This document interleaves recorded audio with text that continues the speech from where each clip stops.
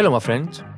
In this video, we'll talk about how the American music evolved in the 1920s amidst the social and technological developments in this period. In the dawn of the 20th century, almost all of the African American population in the United States lived in the South. However, racial segregation and the lack of social and economic opportunities led to the beginning of the first great migration to the urban industrialized North. Especially after the 20s, when labor was short in supply in the North, millions of blacks moved to cities like Chicago and New York, bringing of course their music with them. Many blues musicians such as Tampa Red, Blind Lemon Jefferson, Lonnie Johnson, Blind Blake, Big Bill Broonzy, etc. moved to Chicago in order to work in taverns and halls and make records. By the end of the decade, many ragtime musicians from New Orleans moved to the North too. For instance, Louis Armstrong moved to Chicago and joined King Oliver's band. Other jazzmen like Jelly Roll Morton, Sidney Bechet and Duke Ellington moved to Harlem, New York.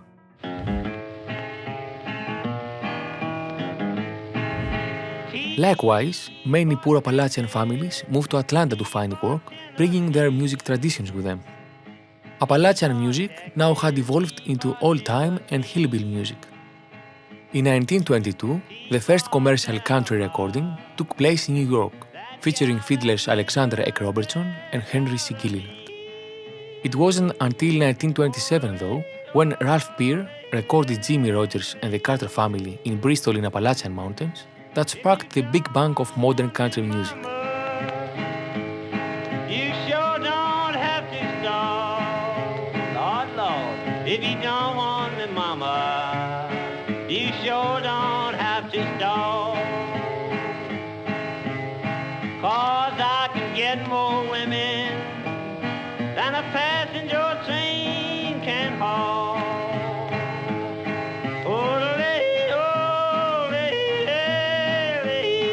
Jimmie Rodgers worked in the railroad from a young age, where he learned to play the guitar and banjo and got exposed to the music of Afro-American railroad workers. As we've seen, white and black folk music developed hand in hand, influencing each other.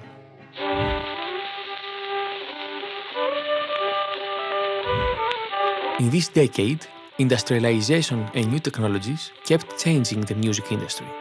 For example, radio stations were mushrooming across the United States.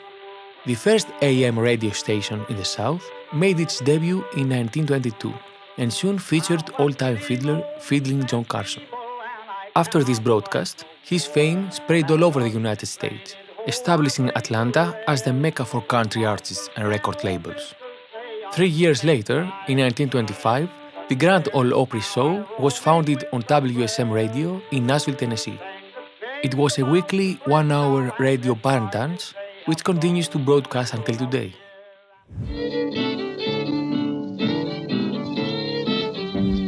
In the 20s, gramophones became cheaper due to industrialization, so many could afford one.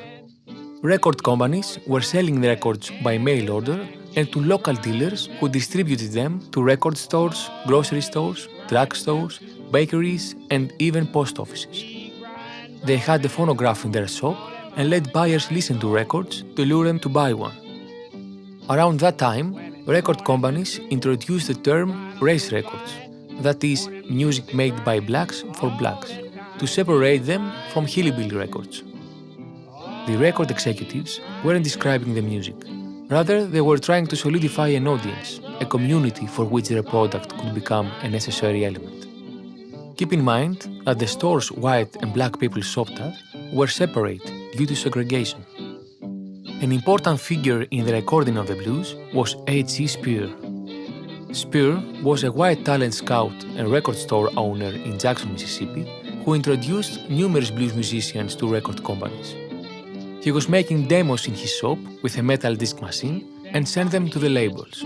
Come here quick, I done got my grinder out of six. I can't grind them two. Oh, I can't grind these two. I miss grinding so many dogs. They call them miss grinding old fools. The record industry brought the blues into countless homes, making the names of the singers familiar in households.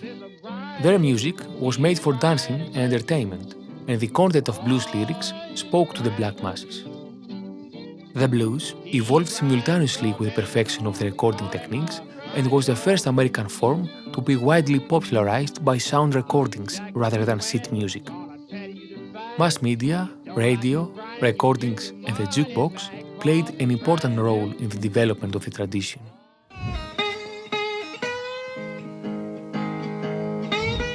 So, in the 1920s, many important bluesmen began their career.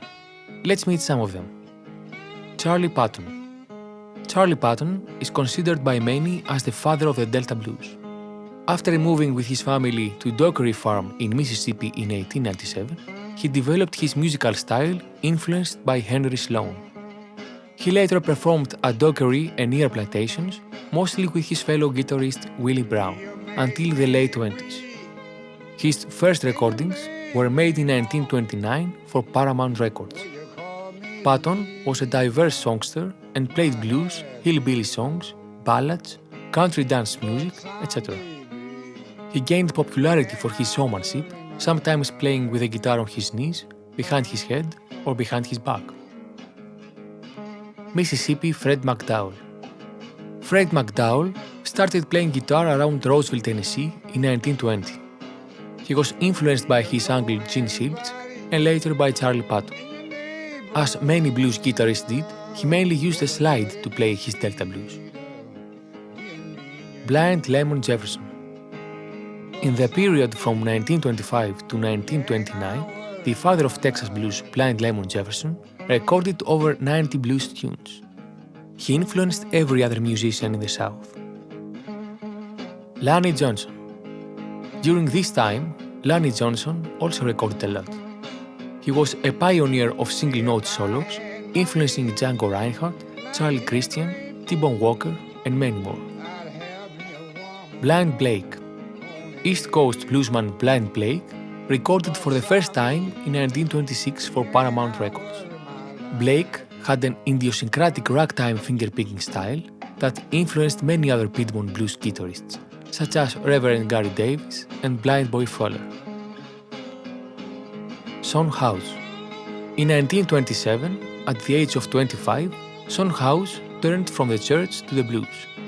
He probably learned guitar from James McCoy and Rube Lacey and got influenced indirectly by Blind Lemon Jefferson. House made his first recording in 1930 for Paramount, after Charlie Patton invited him along with Willie Brown and pianist Louis Johnson. Son House was a formative influence on Robert Johnson and Muddy Waters.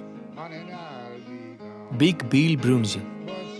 After moving to Chicago in 1920, Big Bill Broonzy learned to play the guitar from Papa Charlie Jackson. In 1927, he made his first record with Big Bill's Blues, backed with House Rent Stomp, which were not well received.